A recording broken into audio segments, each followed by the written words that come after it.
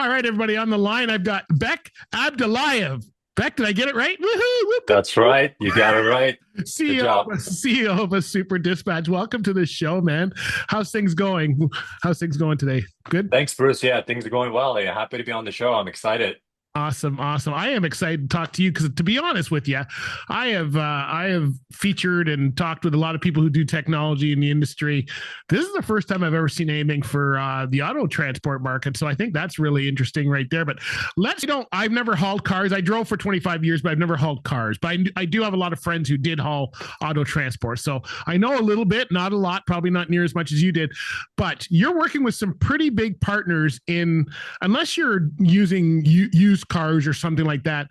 You know, if you think of the main partners, Chrysler and, you know, all the big Ford, all the big ones, how easy is it for you to kind of are they partnered with your system? How to tell us kind of how your system works? Just give us the high overall points so we can get an idea of how this works, because I have it in my mind, which was probably totally off, but Yeah. you know, of trying to deal with Chrysler, let's say, and move cars seems to me to be you know, a giant nightmare, unless you know, maybe you're not even dealing with them. I don't know. So give us kind of the high point of your system.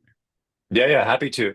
So you know how we started with drivers, right? Like in the beginning, I thought, yeah, we will make the driver's lives easier, but the driver lives in the broader ecosystem, like all these shippers and brokers and these massive companies, all these stakeholders, lots of moving pieces. Everything moves on trucks, right? So the same thing with cars. You have the manufacturers, you have the auctions, you have the dealers, you have the banks, you have the rental companies and lease companies, you have import, export, salvage yards, all these moving pieces. Online marketplaces are emerging during this time.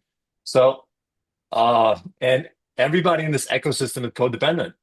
You know, whatever the driver has on their truck, somebody's waiting for that. Somebody bought that. Somebody sold that, right? Multiple stakeholders involved in that. So what I learned early on was that because the driver stuff wasn't digitized, nobody knew where the cars are at. Oh, Nobody could, and there's companies out there, big companies moving thousands and millions of cars.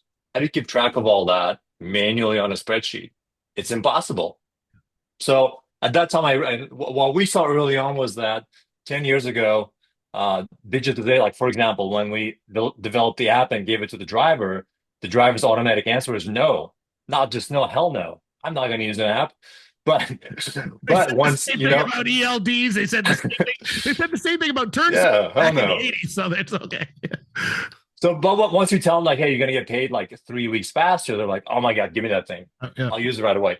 So, but what we learned is that the whole ecosystem was broken. There was no visibility in what's moving. There's no transparency in pricing or where the cars are at. And actually, uh, new cars only make up 25% of total volume of shipments in the US. Right. There are about 60 million vehicle moves a year in the US each year, and only 15 million of those are new cars. 45 million is a used car market. So used car market is 3 times bigger than the new cars, Okay. right? So you have a lot of large players around, you know, massive brokerages, just like in freight. You have a lot of auctions. There's a massive wholesale ecosystem in automotive. Then you have dealer segment, and you have consumers and these online marketplace. Like it used to be eBay Motors, right? Now you have Carvana and CarMax also selling cars online. They're delivering it to your driveway. Like the pandemic changed all that. So that ultimately led us to realizing auto transport was hard. Right. Auto transport was broken, and all this money, investment money, and all the bright, smart people were trying to solve the freight problem. Right? You're like a lot of new startups came in, new TMS systems, the marketplaces and whatnot, a lot of tech, a lot of apps, a lot of factoring and all that stuff. So that wasn't happening in auto transport. Okay. And when I when I was trying to get some interest into the space, I tried to get investments. Investors generally thought, oh, auto transport is too small. We don't, let's, why don't you focus on the big pie? Why don't you focus on the big $700 billion trucking industry? But I think in the beginning, people didn't realize that trucking isn't just all one thing.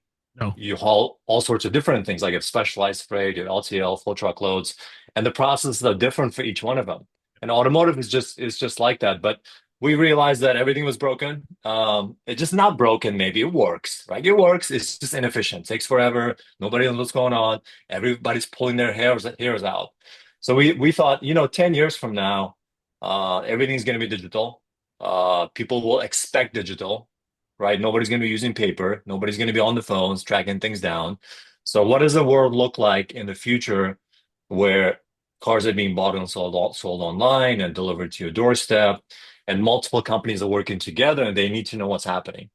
So we devised this plan to build a complete end-to-end platform where anything you need to do to transport a car from a small to large company, you can do in one place.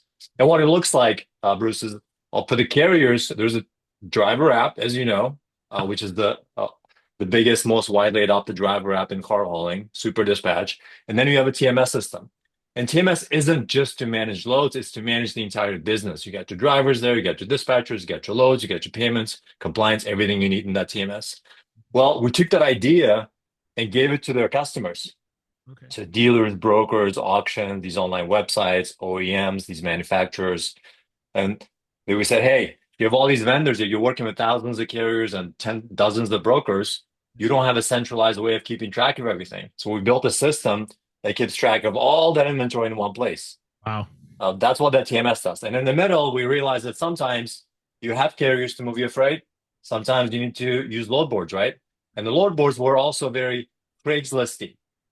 You know what I mean by that? Like you put something out there, you get a phone call, you don't know if you can trust them, you got to meet them at a gas station, you got to pay cash, Yeah. right? It was very much like that. So we thought, that kind of sucks. So what is the future really cool? If you could, wave your magic wand, what does like a really cool load board look like? How does this serve both parties, brokers, shippers, and carriers?